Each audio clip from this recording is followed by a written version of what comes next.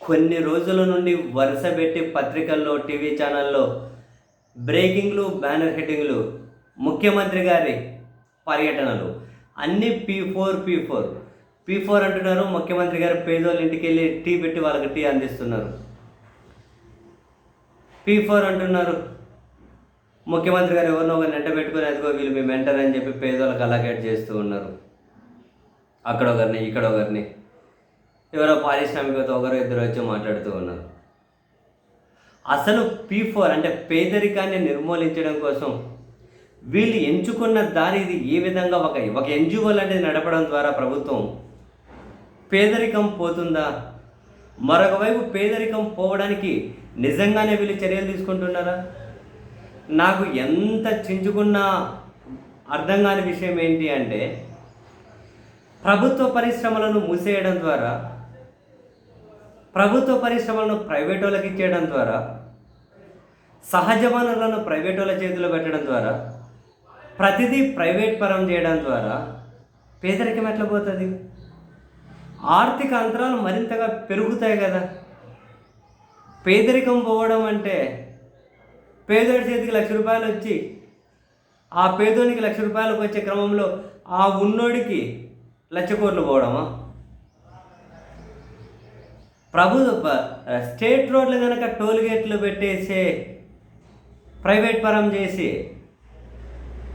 ప్రభుత్వ ఆసుపత్రులగానే విడుదల ద్వారా ప్రైవేట్కి ఇచ్చే ఆలోచన చేసుకుంటూ, ప్రభుత్వ మెడికల్ కాలేజీలు ప్రైవేట్కి ఇచ్చే ఆలోచన చేస్తూ, ప్రభుత్వ పోర్టులు ప్రైవేట్కి ఇచ్చే ఆలోచన చేస్తూ, అంతా ప్రైవేట్ పరం చేసుకుంటూ ఏ విధంగా పేదరికం పోతుంది? పేదరికం పోవాలంటే పేదలు రాజకీయంలో భాగస్వామ్యం కావాలి, సామాజిక అంతరాలు తొలగిపోవాలి,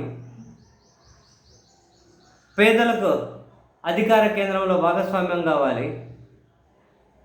పేదరికం పోవాలంటే అన్ని వనరుల్లో వాళ్ళు భాగస్వాములు అవ్వాలి. ఆ దిశగా ఆలోచన జరగాలి. సహజ వనరులు, ప్రభుత్వ ఆస్తులు రకరకాలుగా పేదలకుగానే భాగస్వామ్యం కల్పించకుండా, అసలు ఎవడో ఉన్నోడే పైన చేపెట్టి ఇంత ఇసిరితే లేనోడు కడుపు నిండిపోతుందా? ఎంతమంది ఉన్నోళ్ళు ఎన్ని కుటుంబాల కడుపులు నింపుతారు? ఎన్ని రోజులు నింపుతారు?